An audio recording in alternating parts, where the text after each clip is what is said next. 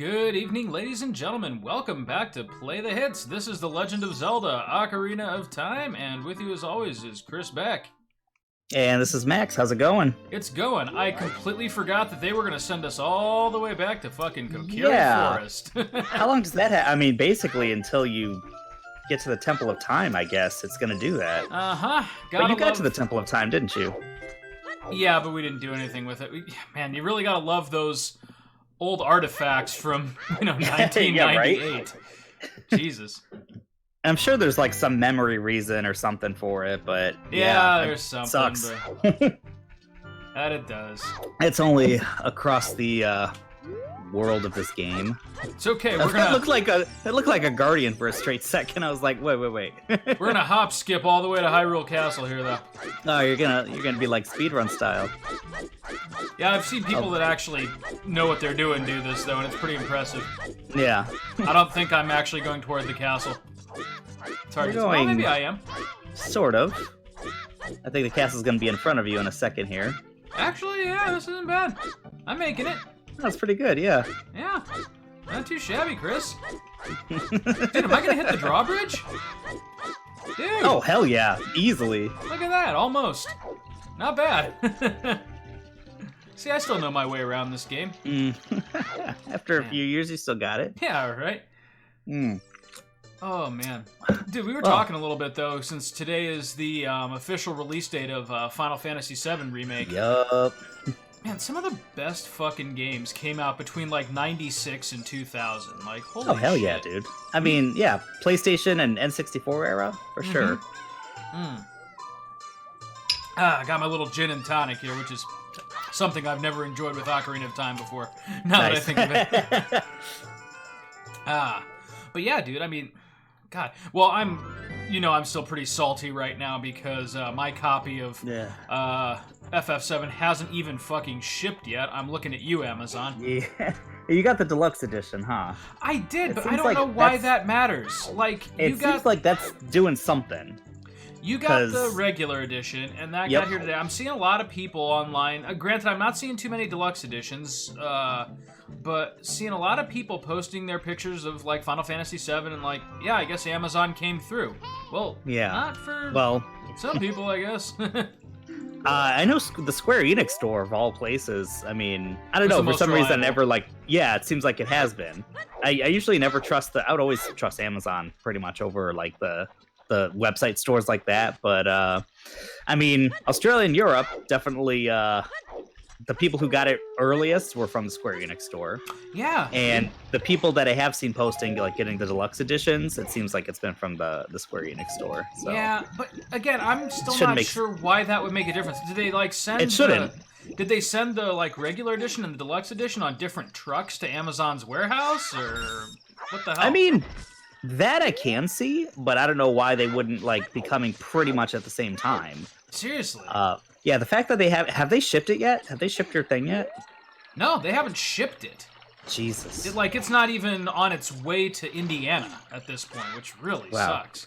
And you think, because you're Prime, I'm assuming, like, I am. They got warehouses all over the damn place. I have to think the closest warehouse to you guys can't be more than 50 miles away or something. Like, yeah, right. And like, it's fucking Amazon. You mean like, don't get me wrong. I get that there's way more important things right now than my video game. But oh yeah, I know we're gonna look like such jackasses but like months from now. My problem now is more like in terms of like the actual release window itself. Like, there are tons of other people getting this game and from Amazon. So like, I don't quite understand the holdup.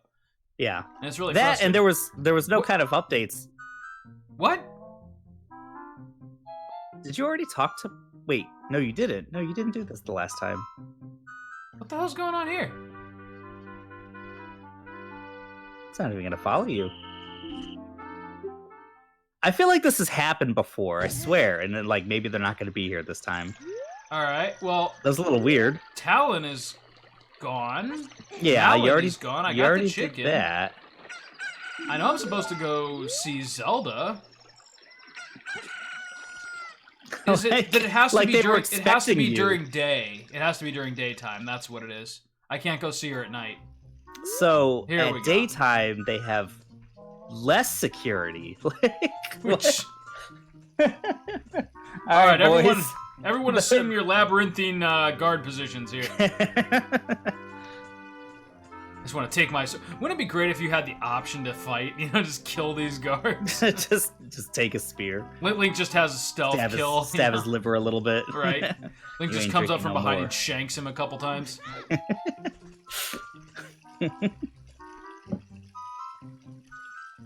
I see you assholes. All right, so Max.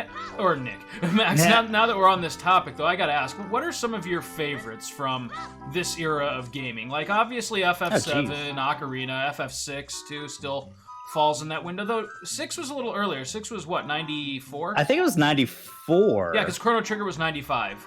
Yeah. Oh, jeez. Yeah. So I guess like N64 era, PS1 era on up.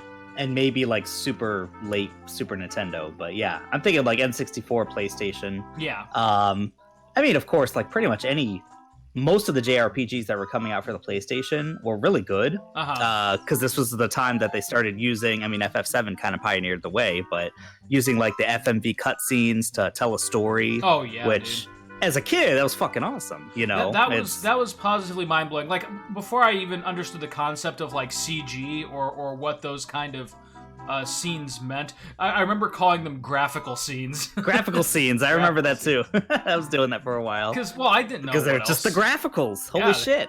Check out the graphicals, man. Why did they design this like you're in Metal Gear Solid or something?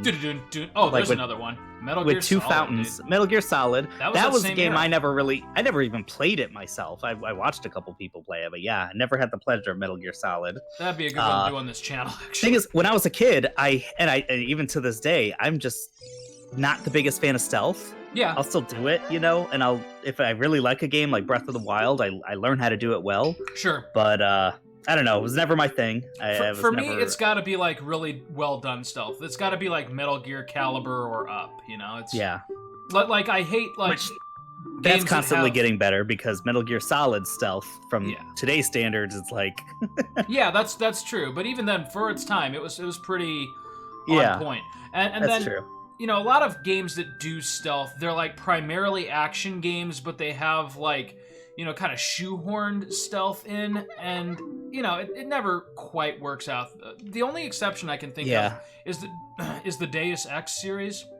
Like those two games, like the two modern ones, they walk the line really well. Like you have the option to go in guns blazing, but it's kind of like the shoes on the other foot. Like that's the aspect of the game that actually gets less attention, and like stealth is meant to be your main option. Yeah, I like that where like it's viable, but it's not encouraged. Yeah. I think of like there's a lot of games that stealth is there, but if you screw it up, it's like you're fine. I mean, maybe get punished a little bit. Yeah, like I'm thinking like Spider-Man on PS4. You know, like you fuck up the stealth, they either send you back to the last checkpoint if it's required, or they just let you take everybody out. Yeah, they have those required kind of stealth scenes, but for the most part, if you screw it up, then you just fight. You know. Yeah. Actually, that's but the stealth is actually really fun in that game. I was gonna say that's probably a bad example because it actually has pretty fun stealth. Yeah, for me, it's like I don't know, it's not like there's consequences to it, but it is fun once you learn it. And I think with Spider-Man, it's learning that you actually have a bit of time when they see you to like get them, knock them out. Oh yeah. But also, so basically when you're not as careful almost, I mean, you got to be careful once you realize like, hey, I can actually, so I think it's like the timed ones that really teach you like, hey, you got to really just keep going constantly. Oh, definitely. And you'll be okay if you're good, you know? Right. You start to learn. Yeah. So I guess Metal Gear Solid like pioneered like a whole genre of games that is now pretty mainstream, or like even elements are incorporated into other games. Yeah, and we've had the conversation before that games these days incorporate so much that the genre lines are definitely getting blurred. Oh yeah, like everything for a lot of these games. Everything is an RPG, for instance. Now, like, when's the last time you even played like a beat 'em up without some kind of like character advancement system? Exactly. Yeah, which never used to happen. I mean, with some kind of advancement, maybe where it was. at the most, like your health would be going up, like Zelda. You know, you get more hearts, and like maybe your life bar increases in another like beat 'em up game. That doesn't mean it's an RPG. I don't consider Zelda an RPG. No, Zelda, like, so for me, like, action, adventure, and RPG are three very like clear, definable genres. And Zelda is definitely an adventure. It's certainly not like a full-on action game. There's no like combo system to it or anything like that. Yeah. But it's certainly not like an RPG in that you can like. Well, I guess Breath of the Wild kind of changed that a little bit, where you had like different gear that you could equip and it directly affected your stats. But even then, that's like the most RPG Zelda has ever been. And, for sure, by far. Yeah. Skyward Sword was starting to get there just a little bit. But but even Breath of the Wild was definitely incorporated the elements more. And even then, like in Breath of the Wild, there's no like character advancement trees or like skill unlockables or anything like that. Like that was kind of the brilliance of Breath of the Wild, was that everything that you had as far as Link's repertoire of movement and attack, you had within the first 30 minutes. Yeah, that's true. And then the rest of the game was just thinking of creative ways to use them. Yeah, and it was all about, like, you know, his equipment, aside from his hearts and his stamina, which I guess is something. But if you took everything off of Link, you'd have his hearts and his stamina, but everything else stayed the same. Right. You know, he never really got stronger throughout the game. He just got better weapons. Exactly. I don't believe you. Screw you, Zelda. Doesn't she just, like, force you to do it anyway if you... Oh, yeah. I don't even think she gets that upset. You can do it like 20 times if you're a psychopath. Yeah, right. And she just won't let you go. No. There are some games. FF9 comes to like say to make the wrong choice like 50 times until it's finally like, what the hell are you doing? Right, but then they'll actually give you something for it. They do. Yeah. Sometimes I hate that where like, I mean, like you basically have to own the strategy guide to know that. To know something like that, yeah. Or like clicking Wesker's desk 50 times or something. Right, or hear about it on the playground, you know, which isn't really an option anymore. But... That got more egregious, because I feel like when we were younger, most of these games we're talking about, 96 to 2000, you really didn't need a strategy guide, but some of the secrets would be, you know, pretty hard to find without, but back then we had all the time in the world, we would find most of them. But then there were certain games like Final Fantasy IX comes to mind, where, well, first the strategy guide sucked, because it was incomplete. Yeah, it was like, that go on the internet. That really sucked. The play online thing. Yeah, but then there was the things like getting the Excalibur 2, which is still impossible, even if you know how to do it. Or like you said, saying no to or giving the wrong answer to Baku 50 times. Like, who the hell would have thought to do that? And so, like, I compare it to, for instance, Final Fantasy VI, where, like, you can say no to Banon at the Returner hideout a few times, but at least there they gave you, it was only 3 times, and they gave you context clues. Like, if you said no, and then said no again, he would say something different. So, like, you could just, like, be trying to see all of his dialogue, and then accidentally get the Genji glove. That was possible. Yeah. Not so possible to just stumble upon the Excalibur 2 or Baku's treasure at the beginning of the game, whatever it was. No, that's rewarding shelling out for the strategy guide once again. Pretty much. So. Which I'm glad they've kind of stopped that, because now with the internet, you know, there's the strategy guide has to offer something more than, you could do this. So they're not building that into their games anymore, these impossible to find things, unless it's like an Easter egg. Now it's just like, here's like the art book, basically. Kind of like that's how what I was Final gonna Fantasy say. 6 was. Like, strategy guides even come out anymore, then they're pretty much like half strategy, half art book, which is okay. But you know, come to think of it, like I don't think there's an FF7 one, which kind of sucks. Or at least I haven't seen one. I haven't either. I don't seek these things out anymore, but it's kind of sad. Yeah. Like, well, it's the end of an era. Like, I would go to a GameStop to pick up, like, this was probably like, I don't know, even a decade ago, right? Like, early 2010s, I would go to pick up a game that I had reserved at GameStop, and right up front next to the register, they'd have the, like, hardback strategy guide, right? And, like, Brady Games, Prima. If you're picking up your game there that day, they'll give you, like, 25% off or something of the guide, and that was always nice. Yeah. The last time I can think of that happening was The Witcher 3. Oh, yeah, I bet that was a nice one. Yeah, dude, the hardback guide for that game, I've got it sitting here like a trophy, man. It's Some of my favorite strategy guides are more recent games. I think you gifted me the Final Fantasy 15 one. Yeah, FF15 was another really good one too. I guess that was a bit more recent. Yeah, it was pretty, for sure, and it had some good art, and interestingly, it had some story that wasn't expanded upon in the game until kind of sort of the DLC. I was gonna say though, like with FF15, that's not a fair example because, like, if you texted like Tetsuya Nomura about FF15, he would give you a piece of the story that wasn't available to the public. Just how that game worked. God damn. I need my... I kind of didn't want to let go of that game. I need a Hylian I shield. could see it, even though he bumbled it, and never got close to completing it, but yeah.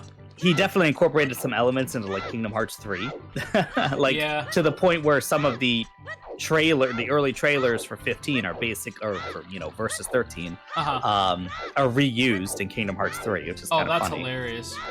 I didn't know that actually, because I haven't played Kingdom Hearts 3. I feel like, I don't know if you'd ever play it one day. I kind of feel like you wouldn't care too much if I told you that. No, go ahead. At this point, like I'm a little bit over Kingdom Hearts. I did try to get back into it about a year ago. I got the 1.5 and 2.5 HD remix, the third, which are still the best games, and they're great. Yeah, right. Recoded HD remix, one recoded Ultra Terminum Edition, but those are really good. What do you call it? Now I have remake on the brain. I can't think of the other freaking word. Remasters, I guess. Yeah, remasters, right.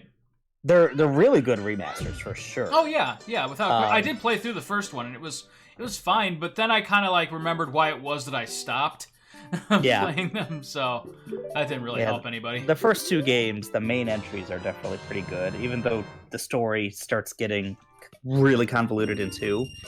But it's a really good fighting system when you put it on the hardest difficulties. It's because it's not just mashing X. It's in the easier difficulties you can get by fine mashing X. But there's a little bit to it. It's not like crazy strategy by any means. But there is strategy that they don't tell you about. It's hidden mechanics basically which kind of sucks. Yeah, it kind of sucks. They don't tell you shit about that, but you learn it, especially in Kingdom Hearts 2. Yeah. I'm excited for the fighting system, by the way, in Remake. And 7, dude, like that. Like I've played the demo. This is probably the most I've played a demo since. Since Metal Gear Solid 2's demo, on the PS2. Yeah. Just another game. The graphics. Time. Yeah. Metal Gear Solid 2, like the tanker scenario that you got on the demo for that, holy shit. Like, I remember just like going through and like finding creative ways to kill the guards, and then just like shooting the individual bottles on the liquor shelf. And the ice cubes and everything. It's like, what in the hell? And to its credit, like I can't think of another PS2 game that went to that level of detail. No, I can't either. The hell's this? I'm trying to think, like, hey, you're disgusting too. Thought that was Dompe. There is Dompe in this game, though, isn't there? Yes. The graveyard. I didn't learn Epona's song yet. But I can't. I'm trying to think if there's another game, like maybe. FF10 was pretty, but Metal Gear Solid 2. You certainly couldn't, like, interact with individual elements in the environment the way that you. That's true. That's true. I'm just talking in terms of sheer like graphics and presentation. Metal Gear Solid 2 really like pushed the limits of what the PS2 is capable of. Yeah, this is a nice little side quest. The gold really still to us. Fucked up. Yeah. Yeah. Unfortunately, we will not be doing it to completion on this playthrough. I feel like there's other prizes that I don't quite remember. But the only thing that I really remember is the wallets. Like, that was the main thing for doing that side quest, was getting the wallets. Right. Which I think for certain things you needed the biggest wallet to like buy something all at once. I think it helped you get the Goron sword. I think so too. Like there's like the broken sword or what was it? Buying the first sword that eventually breaks. Yeah. Excuse me. You're not. That's one of the great. Oh no, it's not a grave. I think it's just a roof or something going yeah, you just gotta fly a cuckoo. Cuckoo? How do you pronounce that? Cuckoo? Cucks. You gotta fly a cuck. See, it's spelled like cuckoo. But I've never said it that way. I think it's supposed to be pronounced cuckoo. Cuckoo, okay. If I had to guess. That sounds Japanese enough. Another one of those things. Give me, you fucker. Get off of that fucker, you fucker. Oh, no.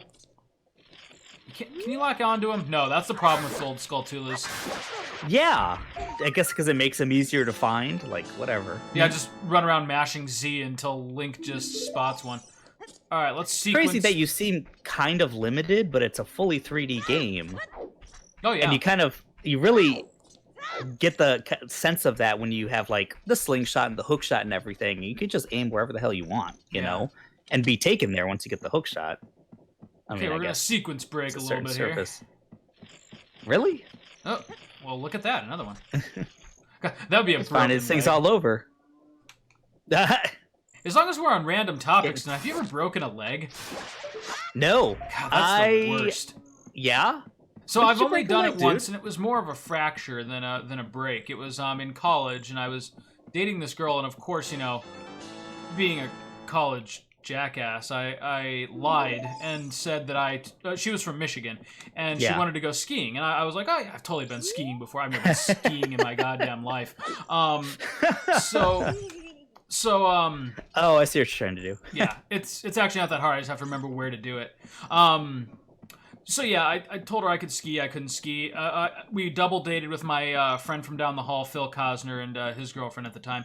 And so like basically on the ride over there, I'm like, Phil, man, I have no idea what the fuck I'm doing. You gotta you get yourself in these situations, man. It's like you gotta help me out. Sweet, there it is. Nice. That's pretty clutch. Yes, that was clutch. Right at the edge.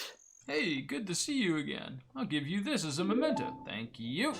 Nice. And anyways, yeah, so he was just kind of like whispering advice to me like on the drive up, and he's like, okay, man, so basically just stick to the bunny hills and like the low slopes and everything. Don't try to do anything fancy, and you might live. You know? And so he gave me this advice, which I later realized that he ripped off from South Park. The show South Park, and that's like there's two ways you can orient your skis. One is pizza, where you make like a triangle shape with your feet, and that helps you pick up speed.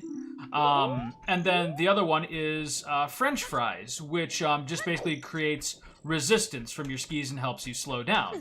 Oh wait, no, I'm sorry. It's the opposite of that. French fries are perpendicular, so you go faster, and then pizza creates resistance because you have the triangle forming like a barrier. And so like, yeah, so he taught me like pizza, French fries, and I get on this hill. She wants to go down like one of the freaking biggest ones there, and I'm like, oh, sure, what the hell? Oh my God. Easy enough. And I'm like, why don't you go first? So she goes down, and like she clearly knows what she's doing, and so I like an idiot follow, and immediately like I realize I'm about to die. And like I don't know anything about skiing, but it must have been really obvious to other people because I had like professional skiers like getting out of my way, and I had like people pointing at me, and I hear my buddy Phil from at the top of the hill going, pizza, pizza, pizza. And I just like eventually like the world just flips upside down, and I like barrel roll down this hill. And like it kind of like plateaued out a little bit when you got closer to the bottom to help you slow down. And when it did that, like I just came down like smack on my knee. Wow. Ooh. Yeah. Dude. Yeah. And then like the ski twisted my ankle back. Like my entire leg from like my thigh down to my ankle on my left side was black and blue. Ooh. And I had a cast, but it wasn't like for like a full-on broken bone. It was basically just to keep me from moving it, and so I only had to have it for like 2 weeks. But it fucking yeah, I'm sure the rest of that day was fun. Yeah, well, I'm gonna say I'm mostly just being a bitch, but the pain was ridiculous. I can imagine, yeah. Like, have you ever broken? I've broken a toe and a couple of fingers, and that's.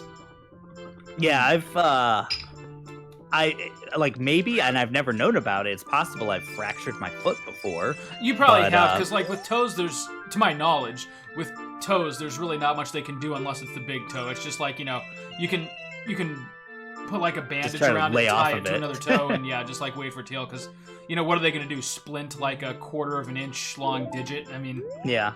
Yeah, they can, but it's I think. Oh, I guess you would know better than I would, wouldn't you? But it is mostly just like, hey, stay off of it. Right. You just kind of give it some time. Oh, wait a minute. Where's But the damn puking? I think it's funny what we'll do for the ladies. For the ladies, yeah. It's just like, oh, of course I have, yeah. How hard can it's like you suddenly have supreme confidence in yourself, like I can figure this shit it's out. Like, yeah, Skiing, I remember saying that to Phil. Little kid ski. He's like, man, just trust me, just like keep it slow, like play it safe, and like you can fumble your way through it. And I just look at him like, that sounds simple. I'll figure it out. No. Like for reference, it's surprisingly similar to skateboarding. Like I never really could I could make the skateboard go forward, but that was about as advanced as I ever got. Yeah, like it's crazy. Some of these things that you look at, and one you see little kids do it, but it's just some of these things families just they look so easy. They start having their kids do it from an early age. And then if you don't do that, you're kind of just like, they never tell you this. They don't put a sign out in front that says, hey, if you haven't done this from an early age, just don't. Like, yeah, just don't. Don't try. Just leave this to the white people who've been doing this their whole life or something. Like, apparently age 20 was way too old to pick up skating, I guess. I've noticed this with rollerblading and ice skating as well. That it's just like, we never went rollerblading or ice skating, but it's like, hey, that sounds fun. Like, I was all up for it when Addie was like, this was like 7 years ago. It's like, let's go ice skating. I'm like, okay, cool. Never been ice skating. You know what's really fucking weird? I can rollerblade, but I can't ice skate. Yeah, you can rollerblade? Like I can rollerblade, like decently. Or I guess like, not like rollerblade. Okay, gotcha. That's the three wheels, right? 3 wheels, like sidewalk skates. Yeah. Okay. Right. Gotcha. I can't do it well, but I can kind of rollerblade. Yeah, I can't get roller around. skate worth a shit. No. But and again, it's different. It's surprisingly different. It is very different, and it requires a lot of balance and finesse and stuff. And can't freaking do it. But and the thing is about, and I imagine skiing is the same thing because everyone got out of your way and kind of immediately knew, like oh, it was completely obvious to them that I was about to get hurt and probably hurt other people. Yeah, and it's like wouldn't be known to you, but ice skating is like, yeah, you can hurt people if you don't know what you're doing, and no one really talks about that because it's just like, hey, if you're ice skating now, you've probably been ice skating your whole life, right? I mean, at least you've done it a few times before, right? But I just fell spectacularly. Oh my god, yeah! And I was the only person there doing it. Yeah, same here. Like rollerblades, like I said, it's okay. Like I feel like there's just some like friction that you get from the pavement that you don't get on ice. And like I'm also very aware that I have like 2 daggers strapped to my feet. You know, it's just. Yeah, I didn't hurt myself and I didn't hurt anyone else, but I had to keep to the edges because anytime I fell, like my instincts would kick in, like I'm on ice or something, and I wouldn't want to fall. So instead of just falling, I would flail and I would like not fall for 10 seconds as I was like supposed to fall, and I would just be like, oh god, you know, my legs going up and everywhere. And the same thing with rollerblading. I went rollerblading with Addie's family. Yeah. Her brother, my brother-in-law, actually is like super good at it. Like does roller derby and everything. Nice. Yeah, he's like going backwards and like, hey, how's it going, Max? Oh, fuck you, dude. And meanwhile, I'm like about to crash, and I totally like take out this woman's ankles. Like, oh, that's right. We need the bracelet. I just I just kind of like wiped out, but I like put my foot forward instinctively, like I'm sliding in for like to steal a base or something. Right. It was just bad. And oh, come on. Oh, I'm trying to sequence break again, but. Oh, what are you doing here? Link wants to grab the damn flower. Come on, Link. There we go. Hey, I made it. Nice. Oh, nice. Koi. Actually, the first two... Yeah, you know how to get a lot of these heart pieces by sequence breaking. Well, 1 or 2, yeah. Well, strangely enough, the only 2 that we have so far are ones that I'm not supposed to have yet. Yeah. Anyway, yeah, it is weird that, like, just by, like, you know, you automatically have better balance when you're little. Like, you just do, because you're closer to the ground or something. I don't know what the science there is. But, like, if you I kind of think, early, you just have a better center of gravity. Yeah, it just feels more natural. And I'm really glad that I learned to ride a bike when I'm a kid because, you know, I started doing it again last summer, and that was the first time I'd been on a bicycle in, like, I want to say maybe about 8 to 10 years. And, you know, it was kind of like getting your sea legs back, you know, I had to remind myself how to do it. And I was trying to think of, like, what it would be like had I not done this before, and, yeah, it would not have gone well. But, like, there's a lot to be said for muscle memory. Yeah. It's kind of like, I mean, you have to do it how you would do it when you're a kid. Yeah. And you didn't do that with skiing. I didn't do it with anything. But with a bike, yeah. Like you gotta be either taken to a parking lot where there's no cars or people, right, or somewhere where you can, like, you know, screw up a lot before you kind of get it. Well, and the funny thing about that too, like, you know, I'm pretty much back in the swing of riding a bike now, but I've noticed, I don't know if it's just that I'm older and fatter and, like, less confident, but, like, I remember as a kid, like, I would take turns, like, really sharp angular turns on my bicycle without even thinking about it. Like, I would be, like, an inch away from the pavement and be totally confident that I was fully in control of this, you know, like, two-wheeled apparatus, right? Yeah. But I do it now, and, like, you know, like, if I take a turn too sharp, like, it's kind of like what you said, my, like, survival instinct kicks in, and I just want to kick out my leg or hit the brakes. Yeah, right. It's funny, is it, like, you do just have better balance, you have, like, as a kid, that just... You don't think about it. It was so very natural, but it's also probably, it was the way we got around, like, all the time. Yeah, that's fair. And Napoleon was definitely a kids riding their bike kind of town. Oh, yeah. It was basically Stranger Things, yeah. Yeah, that's true. Only way more racist. That's also true, unfortunately. Which is weird, because Stranger Things is set in Indiana, but... It seems to be, like, the only non-racist part of Indiana. Yeah, or something, somehow. Somehow, that's right. I don't know how they did it, but... Alright, so we're gonna have to sequence break a second time because I forgot about the damn cuckoos. You fucking get over here. Oh, to where you were just at? To get the cuckoo behind the windmill there, yeah. Yeah. She just gives you a heart piece, right? Yeah, but we want that heart piece. Yeah, oh yeah. Or maybe she gives you a bottle. I think you're right. I think she does. She doesn't tell you how many there are left. Shit. It's okay. We're gonna get this. This is a more annoying quest in Breath of the Wild. Oh, yeah, with... Some of them were really actually hard to find, yeah. And they would actually... I don't know why this happened the first time around, but on the Wii U, when I was playing this game, the cuckoos would fly out of the pen. And it was just like, you're not supposed to do that. Yeah, right? That's cheating. And they would after a little while, yeah. Didn't happen in the Switch version, so I don't know if that was the reason or if I was just doing it wrong. Have you played both versions? Actually, yeah. Nice. I beat the game before I had a Switch. But I put a lot more... Nice! I put a lot more hours into the Switch version. Oh, yeah. Yeah, I didn't bother with... Like, I basically bought the Switch for Breath of the Wild. Yeah. And it's, it plays really well on both systems, but, and actually the control, like, of course I love the Pro Control, but it works pretty well with the, using the big tablet as a controller. Yeah, I imagine so. Yeah, the biggest thing, and the thing is so like, underrated. The tablet, I love the tablet. Yeah, they didn't even use it, which was probably smart. They didn't even use it as anything other than the map. Oh, okay. Like, well, yeah, because they had to make it pretty much the same across both. They would have had to develop two entirely different user interfaces, basically. Yeah. But, what was I gonna say? The only thing that really, like, the Switch version is so much better is the loading times suck on the Wii U. Oh, really?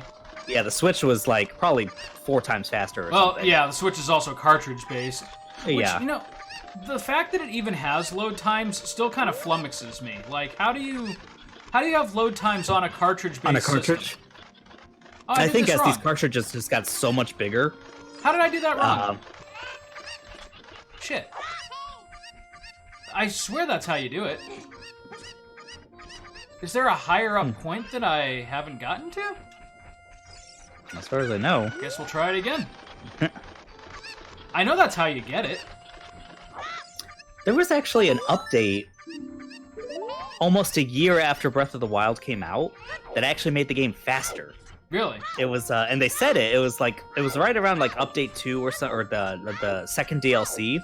Maybe it was a little bit after that, but and I don't think they really advertised it so much as this, but then there was like articles like the loading times getting into the shrines and everything is quite a bit quicker. And testing it out, it's like, yeah, that's true. Like, there's probably YouTubes and stuff on it, but it was like, usually don't get an update like that. It's like, yeah, we're still kind of working on the game, developing it almost.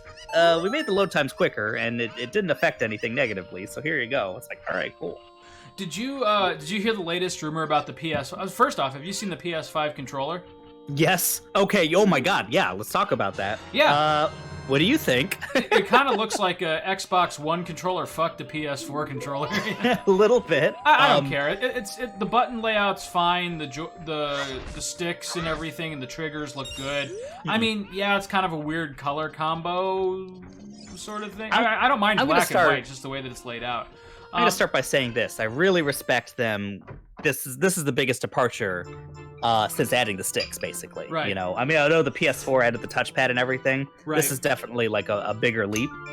And I respect that because who would have really complained? Some people would have been like, oh, the same design again, but they're not getting too much of that. I think they're going to get a lot more flack by changing it. Oh, definitely. So, it's kind of like the Boomerang controller for the PS3, but I don't think they'll go back on this one. It's too close to release date. Yeah, and they seem like they're really gung-ho on like pushing the envelope with the PS5. Also, I'm not moving because I just spilled a little bit of gin on my keyboard, so oh jeez. I'm good. It'll dry up. It'll dry right up. It's alcohol. It'll clean it. Yep. There, you're protecting yourself. Yeah. What was it? So I do respect that, and I think, you know, there's things to like the share, the start and select, or share and create, whatever it is. Well, now it's options, like the options and create. Now it's the what's the goose game that we just played? Untitled Goose Game. Oh, the honk. Yeah, it's the honk button the honk and button, the generic button. Yeah. I do like that because the PS4 they kind of put the pad and the face buttons on a little ridge. Yeah. And so the share button and the options button were like, you had to kind of go down a little bit, which isn't a big deal, but they fixed that, so I like that. But this one color that we're seeing, because obviously they're gonna have more like right at launch, I'm sure. Always. But this one color that we're seeing is ugly. It is. The controller looks, I'm saying ugly. It looks ugly to me. I really don't like how I could live with it, but yeah, it wasn't the best choice for the reveal. Like, they should have just stuck with the all black. I think so. Because as an all black controller, I actually think it would look pretty cool. Yeah, I don't think it would look that bad. Seems like they're going with two-tone, so I'd imagine most of the colors, even at launch, are going to be two-tone. So, like, the black would probably have some white accents or something like that, or blue, I don't know. Right. We'll see. The singular thing, like, no matter how ugly it looks, I can forgive that. It's really about how it feels. I don't care too much about how it looks. What I do care about is the action buttons. They really, I know they're clear. It looks like they're clear, so the color that's coming through is just the, you know, what's under them. Right. But Jesus, Nabby.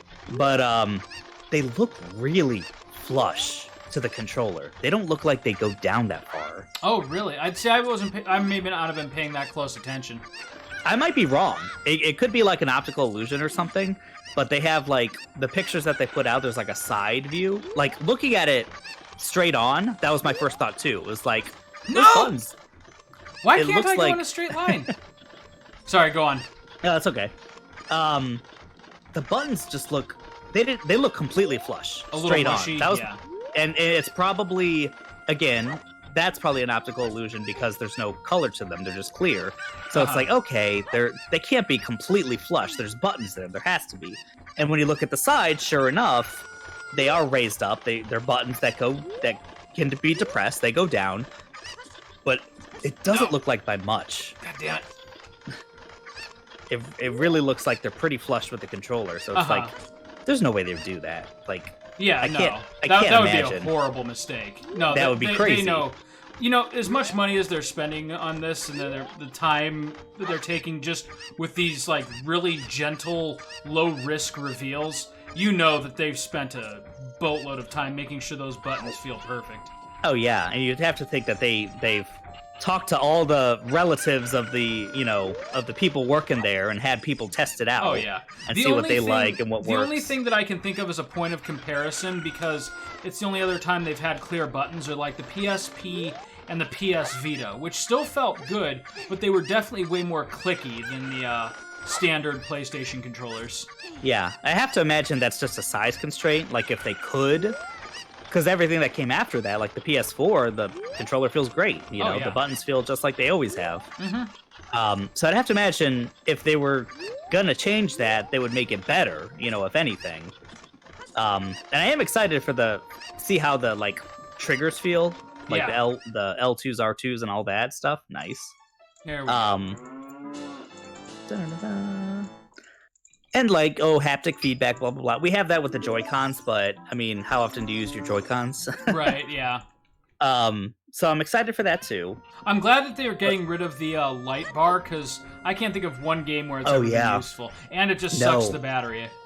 That's the biggest thing. It's like, it's there, whatever. I'm never going to look at it, but cool. But it kills that like, the PS4 has like, what, a 7-hour? The controller's like a 7-hour lifespan or something? It's pretty paltry. Or battery life? Compared to most other controllers, yeah. It's terrible. I mean, the Xbox is it's not like, the greatest, but... It's like still in the 20s, right? It's like 20 hours or so? If you use their rechargeable one, because I think by default, and same thing with the Series X, their batteries, you got to put batteries in, which is still like, ew, like... Yeah, I know. That just seems weird to me. Xbox seemed like the last possible, console that got on board that train. Yeah. Does not be only show up at night? Yeah. Alright. Now, do you remember, is it random or is the heart piece in a certain grave? Or a certain plot? I always assumed it was a certain plot, but I don't know which one it is. Alright, in that case, go ahead and look it up for me.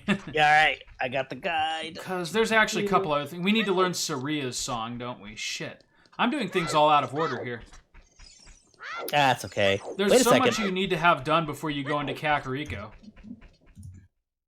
Let's see. I mean, we could go talk to Darunia, but then he would just tell me to go learn Saria's song.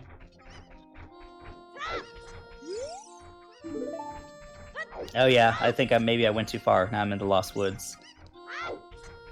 Alright. Oh, but anyways, so what got this conversation started was there's a rumor going around that the reason that they haven't revealed the final form of the PS5 yet is because they're still talking about like having games on cartridges similar to the Switch, but still having the Blu-ray player. So like, depending on the game size, some of them could be cheaper on cartridges, and some of them could release on a single Blu-ray and work that way. So that would surprise the heck out of me if that were the case. I mean, it's a far-fetched rumor, but there was I feel like it is. There was some kind of basis for this. Like, there was a development kit where Sony sent like the guys a cartridge or something, and that apparently leaked, or I don't know. I have no idea like how factual any of this is, but I'm just telling you like what the Reddits are saying. So sure enough, they say go back to Kakariko or the forest, not Kokiri Forest. Kokiri Forest, not Kakariko Kokiri, Forest. Yeah, before you go to Kakariko. Yeah. Let's see. You can upgrade your Deku Seed bullet bag in the town square. At the shooting gallery. That's right. Who cares? Yeah, we're not doing those either. RP, you don't need to. You'll become an adult before that's even necessary. Yeah. What am I looking up again? Because now I'm getting to the Lost Woods to learn Saria's song. Oh, what Are you just seeing what to do next? No. Oh, I wanted you to look up the heart piece in the graveyard. Oh, right. Okay, let's see. You know what? We're just gonna get out of this guide. Let's see. Ocarina of Time heart piece. Okay, so Saria is in the Lost Woods. Gotta pay attention to the music here.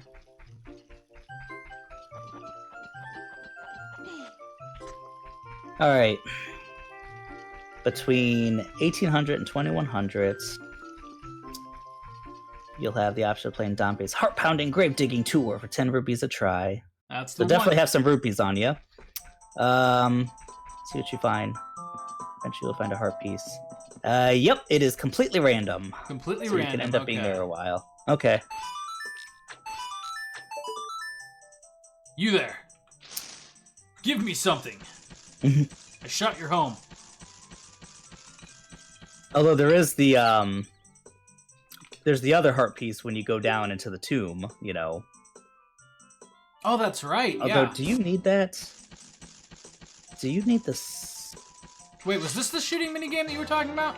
Oh yeah, I guess you were. Well, whatever, we got it.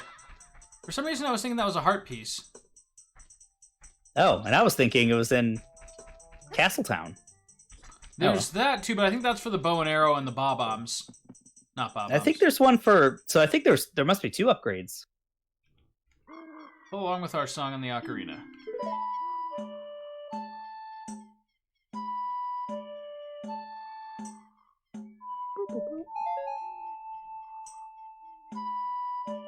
Yeah, it looks like the other one in the graveyard, you need the Sun Song first.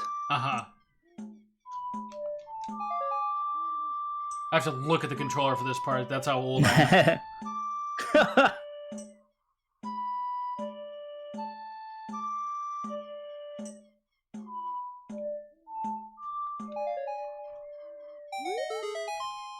Oh, I remember that being not as easy. I thought they were going to do another... Oh, there's another round. Yeah, okay.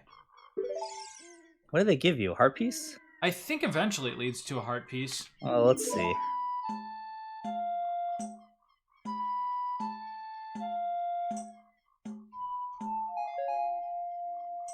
Is there like one where they don't show the buttons, you have to identify it by the tune? No, I don't think they ever do that. I feel like I would remember that as being terrible. Yeah, because I'm It goes tone longer. deaf. It does. But they'll always show you.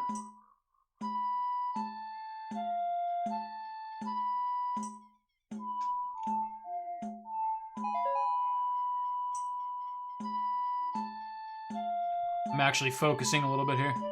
Yeah, that's why I'm not talking.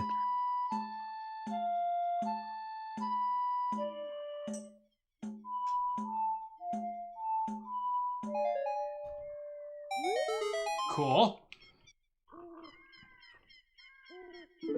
I remember as a kid, I would actually write this down, like as they were doing it. That's right, because I think this is the hardest one. Well, maybe there's 2 more.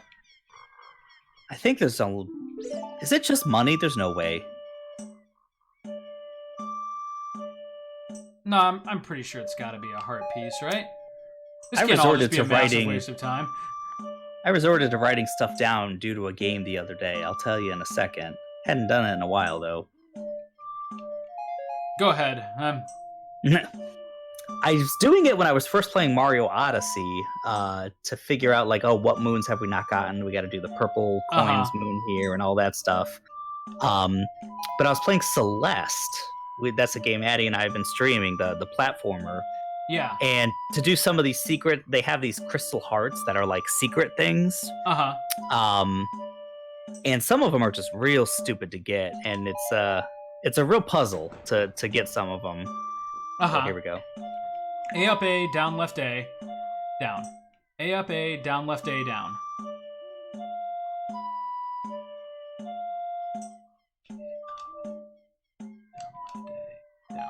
Okay. All right. Oh. Really? A up A, down left A, down. Right.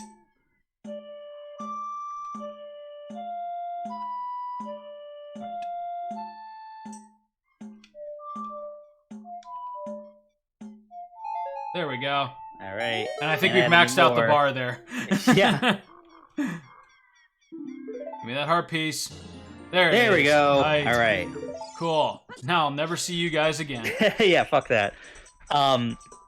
Yeah, so it's Odyssey. usually just these weird puzzles where you see these colored birds flying in a pattern, and it's like, oh, you have to dash in that same pattern that they're flying in a certain order or something like that. And then like 6 stages later, you see these colored like squares, and it's like, remember those birds from stage 1? Do the same thing, but you see how this arrow is scratched out, but it's going to the left? Do it all backwards. And, oh yeah, I remember that. And it was really messed up because there's 4 different ways to do it, and I was figuring out like you did it one way, then you did it backwards, and then the other 2 things I couldn't figure out for the life of me. So I started writing it down and flipping them certain ways. And no matter how I flipped it, it wasn't working. And then I figured out I literally had to write it down and then physically flip the paper that I was writing it down on. And how that would change the arrows, the orientation, would be a different way than quote unquote reversing each direction. And that was fucked up. So it's just like, oh, this is literally telling me to write this down on paper, basically, and flip it like this way. And now it's telling me to flip it horizontally or flip it vertically. Right. That took me forever because, if it was up to me and I was playing by myself, I would have looked it up. Hell yeah.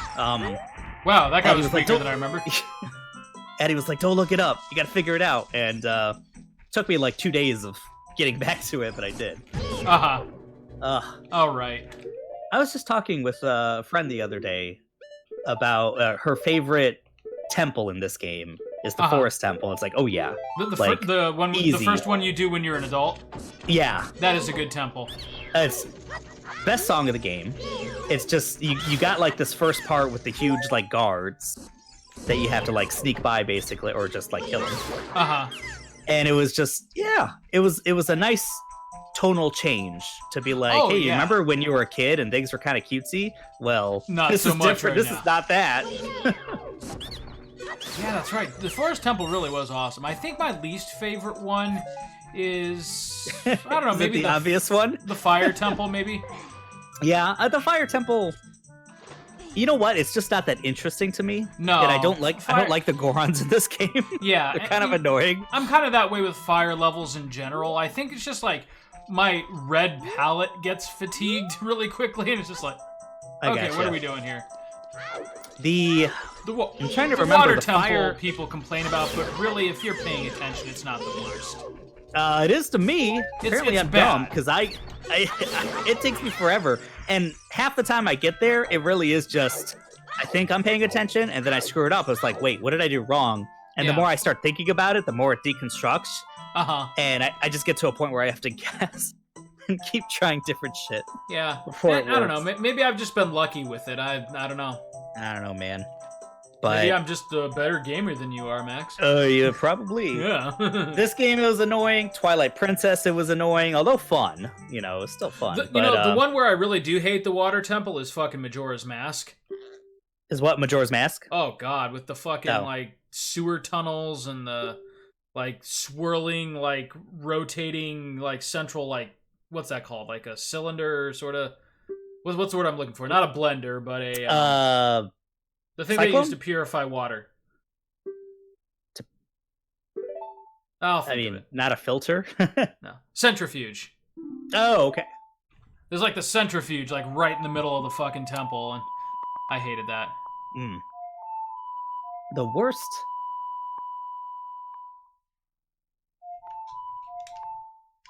Well, I wouldn't know about Wind Waker. Is there like a water temple in Wind Waker?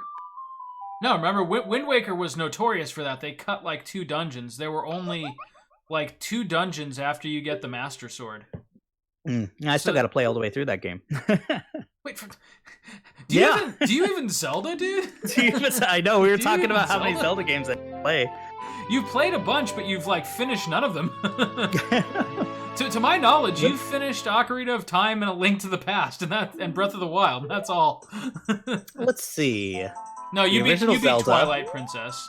Yeah, so Twilight, the original Zelda, Link to the Past, this game, obviously. You know what? I've never really played through all of Majora's Mask either. Dear God. Never, I hardly played the Minish Cap. I played it with you, and that was the extent of me playing that game, basically. Minish Cap is so fucking good, and you need to repent of your sins. I have to. I feel like that'd be the first one I play.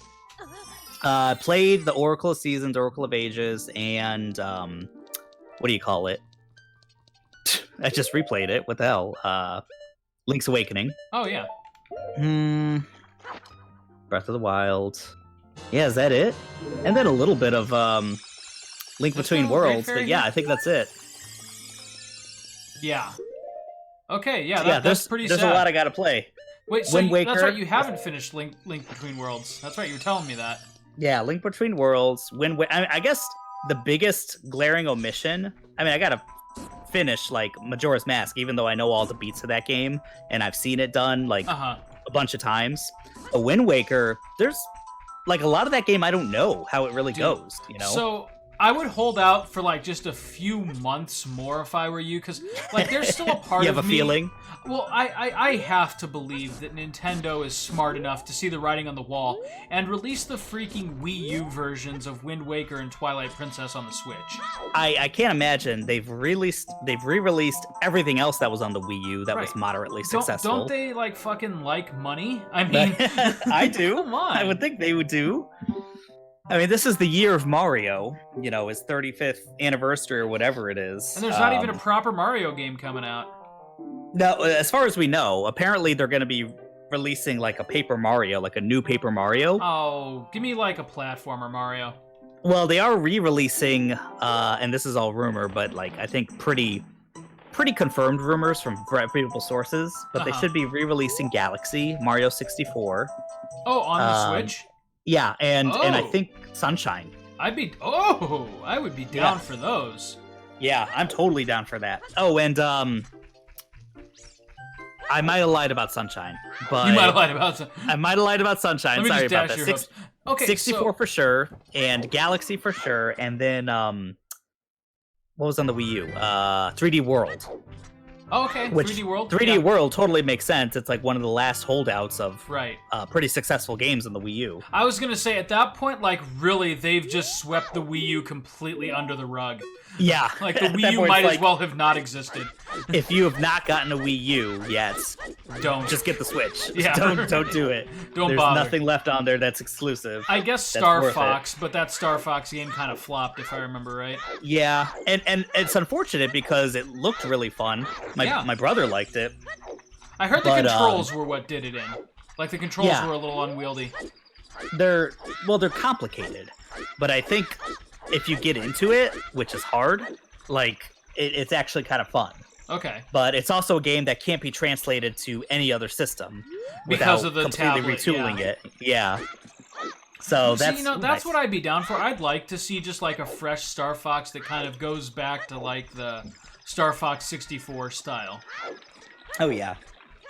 Like that. Actually, the multiplayer in that game was kind of fun. We were talking about great games that came out in that era. Star Fox fucking peaked in 1997. Yeah, Star Fox was awesome. That was one of the best N64 games. It peaked with 64. It did. Sure. Yeah, so like people talk about GoldenEye like it's the greatest fucking game ever. Dude, fucking Star Fox beats it every time. Oh yeah, Star Fox is awesome.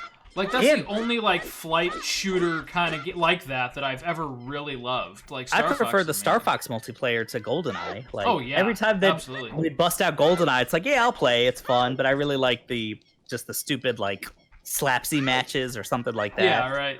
The knife fights. I was never like serious, like let's be serious this time. Let's play. Like I wasn't like that. I was just like whatever. I'll play the fun matches, but or like proximity mines only or some shit. Yeah, right. Proximity mines. That was fun. Yeah. Where you at, Dampy? Yeah, as far as like great games between 96 and 2000 basically. Of course, like so many JRPGs on the PlayStation. Before I had it, I was renting it from like Family Video a lot and renting Wild Arms and dude, Wild Arms stuff like that. Yep. Wild Arms is such a good game. So the PS1, Wild Arms, Chrono Cross, Xenogears, Beyond the Beyond, Azure Dreams, Thousand Arms. Like you could not go 2 months between 1997 and 2000 without one of the best JRPGs ever made being released. There was a lot of good ones, and like even beyond the Final Fantasies, like Brave Fencer Musashi was excellent. That was more an RPG than Zelda. That was such an awesome game. Yeah, I'm trying to think of what else. And again, like you never got any. It got a weird sequel, but that wasn't really. It was a name only. Yeah. Oh, not Secret of Mana. Help me out here. What am I thinking of? PlayStation, SNES, or PlayStation. You have like 20 characters that you can play as. We've never beaten. Let's see. Not Live Alive. No. But there's like Saga Frontier. Saga Frontier, yes. Oh, okay. Yeah. Oh, they re-released those on PS4. Wait, I don't know if at all. Released Saga Frontier on PS4? Yeah, they have Saga Frontier, I think 2 and 3. Yeah. What? Not, but they're not like remasters or anything. Well, maybe they are. I don't know. Well, probably not. But what? How have I not heard of this? Yeah. Or is it? Wait. Are they on the PlayStation Store? Is it Switch? Is it Switch I'm thinking of? It's either Switch or PlayStation Store. I won't be able to get that yet. Wait, you've got to be kidding me. For real? Yeah. Nuh-uh. I was looking, and because sometimes. Are you sure you're not thinking of Romancing Saga? Okay, you know what? I'm gonna. Romancing Saga. I am not thinking of Romancing Saga because I was like, what the fuck? Saga Frontier? Like, this is weird. I'm gonna turn on my PlayStation right now. Yeah, please do, because that's a Play the Hits series. We've finally got to put that we've one. We've never finished it.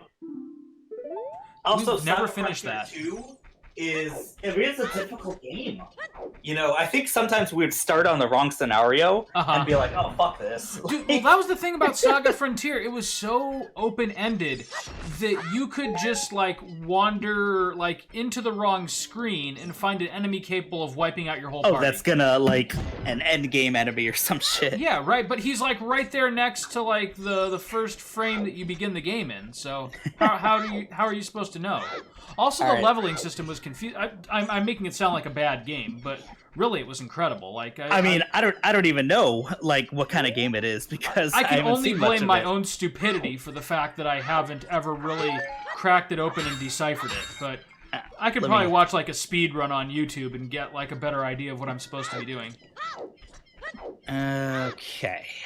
Or maybe that would just help me break the game. Now I'm getting to the PlayStation Store. Okay. Yeah, I know I'm not making this shit up. I believe you. I don't not believe you.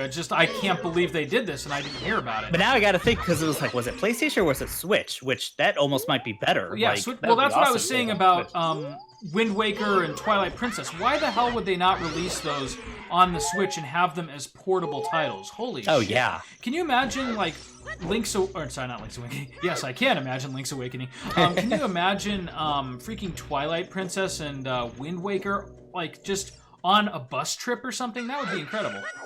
Son of a bitch. I'm an idiot. It is Romancing Saga. Oh, okay, that's what I thought. What the hell? I do remember seeing the Romancing Saga bits, but I saw nothing about Saga Frontier. Saga Scarlet Grace Ambitions. Ow. That's okay, though. That makes sense. I'm sure eventually... Well, I don't know, because I don't know how popular those games were. The Saga Frontier 1 and 2 on the PS1. And there was a Saga release on PS2. I don't remember yeah, what and it was called. terrible. It was so bad. Was it? Okay. It was... Was it just called Romancing Saga, for the first time in the West? Are they? Are they the same series basically? Yes. So anything with Saga in the name is part of the but it's kind of like Final Fantasy, where the universes don't necessarily intertwine with each other. They just share certain themes and other stuff and whatever. Yeah. I tried to summon Epona. I was about to say, and did you learn that song yet? No, I should have. But... Okay. Actually, there's a couple harp pieces there at the ranch, too, that I didn't pick up. I'm just doing things in whatever the hell order I feel whatever. Basically. I mean, now you're basically set for dungeon number 2. You're getting there. Yeah. What's up, boy? Well, that kind of sucks. But you were telling me last time about the Dragon Quest games. Yeah, dude. And a lot of times they're really... Oh, there was another one, 1997, Dragon Quest 7. That was one of the ones that stung most when my brother sold it, because if you look on eBay, there's some PS1 games that are still relatively affordable, $40 or $50 in box. Dragon Quest 7 and Xenogears, which fortunately I still have. Those are both $250+ games. Oh shit. Now, yeah. Yeah, I've seen Xenogears go for quite a bit of money. And you know what's really weird? I still have to find a Black Label copy of FF7.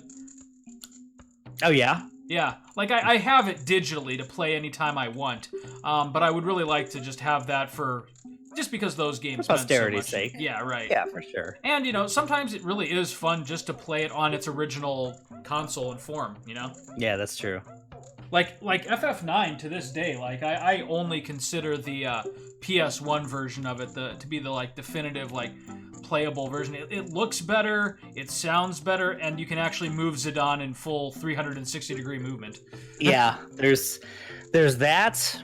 I think another good version. It's not as good just because of how it looks. But the PS3, the PS1 classics on PS3 are just the PS1 good games. Yeah, they were. And it plays pretty well on the PS3. Oh yeah, it plays almost flawlessly. And the nice thing about that is you can actually turn off all the really ugly filters if you want, and just have it look like a PS1 game on your HD screen, which is nice. Yeah.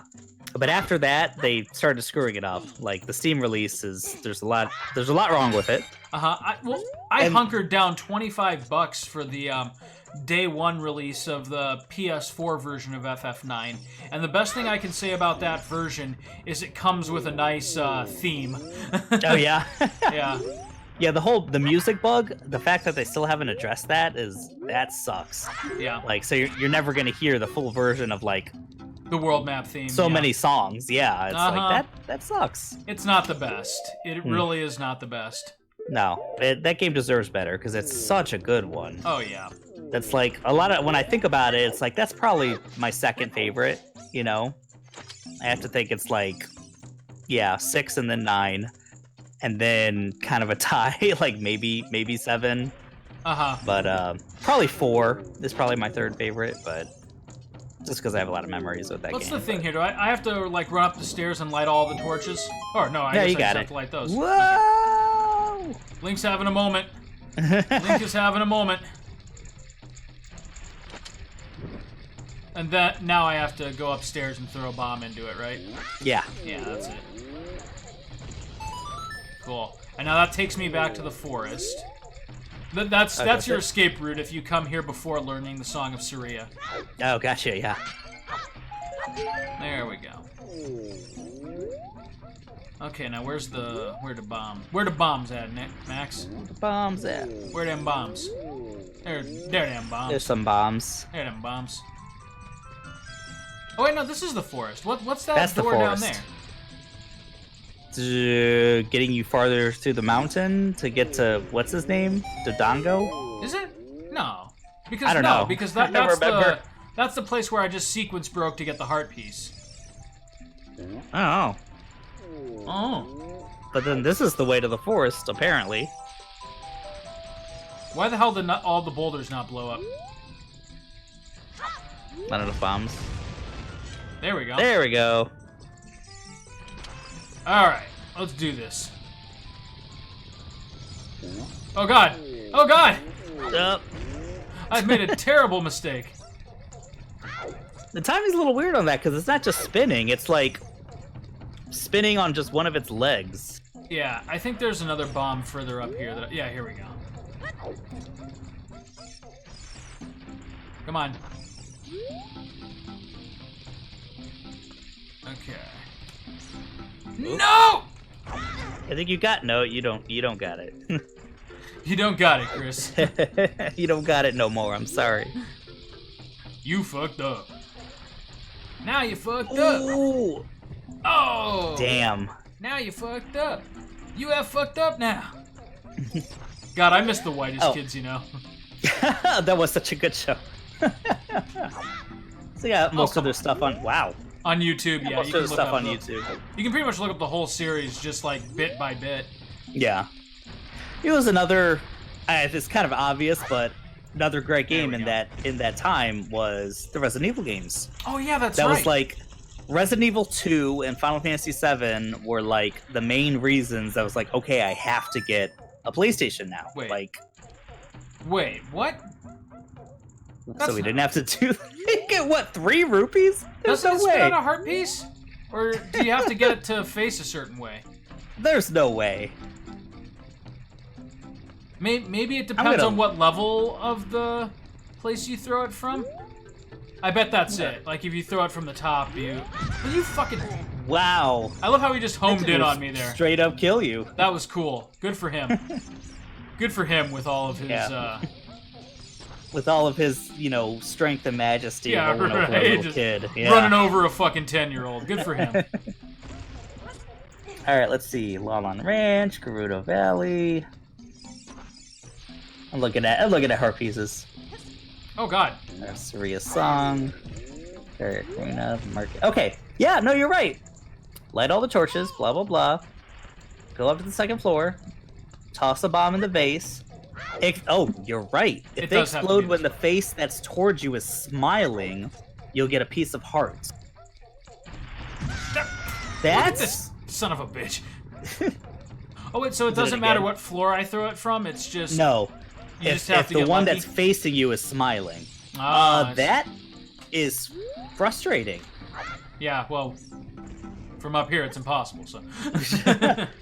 But it's like, have I just gotten lucky with that? I never did that. Yeah, I was gonna say, I usually recall him giving up the heart piece fairly The heart quickly. piece right away, yeah. Because it's not the easiest thing just to get it fucking in there in general. Giggity. Except I just did it twice. Boom. Oh. Alright, smile at me. Oh. God damn it. What the hell? What an asshole. Yeah, anyway, maybe keep it's talking. luck. Because I was about to say, like, it seems like when it's closest to you from this angle, it's always going to be the frowny face, or the angry face, I guess. But it seems like it doesn't even matter what way it's facing when you throw it in. It's just what way it faces the camera. Yeah, because at the end there, the smiley one was facing you. I'm having trouble with the controls too, which is just old age. But like running in a straight line is. It is harder than I remember. Like on back when the N64 was the only joystick in town, we didn't notice it as much. But it can be difficult because of the way that the joystick works. It's not a great joystick by modern standards. By modern standards, it is not. Oop. Oop. For aiming things in a 3D space, no, not the best. Even for walking in a straight line, Link just kind of have to wink it. Yeah, Link just kind of acts like a drunk. Oh, I'm getting the distance correct. I'm just not. It's hard to tell when he'll be close enough. Yeah, all right, you got it. All right, give me that goddamn smile, boy. Thing again. Give me that smile. Let me see that beautiful smile. Oh. Yay, there yes! It is. Tight. You're right, it's just luck.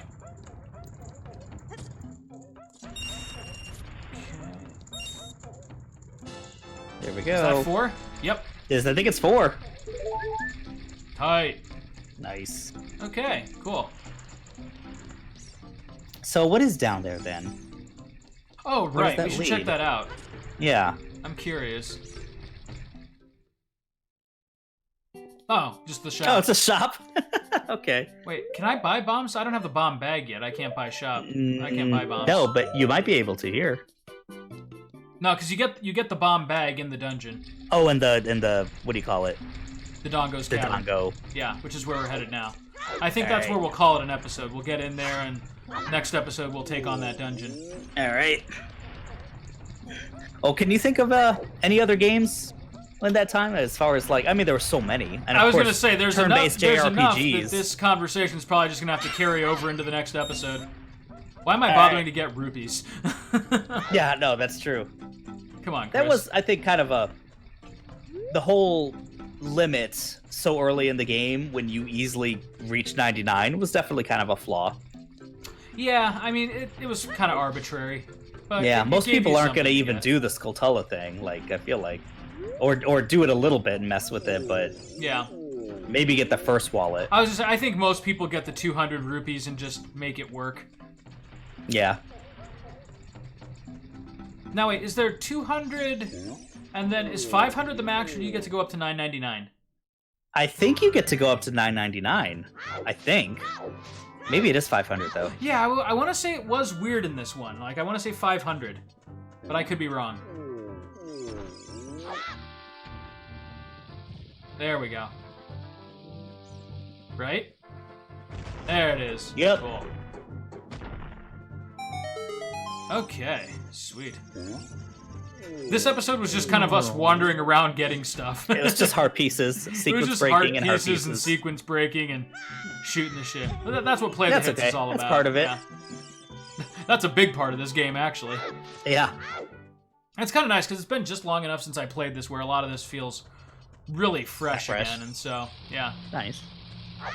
So it's kind of nice to, like, have vague recollections of some things and then just, like, trying to remember how they play out. Getting rewarded all over again for it. I gotta say, the first few dungeons, obviously as a kid, it was like awesome. It's like these days, it's like, okay, Dodongo's Cavern. They're very familiar. Yeah. But they really get interesting when you're an adult. Oh, absolutely. Yeah, they're not just like good for like an early 3D game. They're like excellent dungeons. Yeah. Yeah. Well, anyway, Max, next time on Play the Hits, we're going to beat Dodongo's Cavern and probably get some more heart pieces. So, yeah. All right. Sounds good. See you next time. See you then.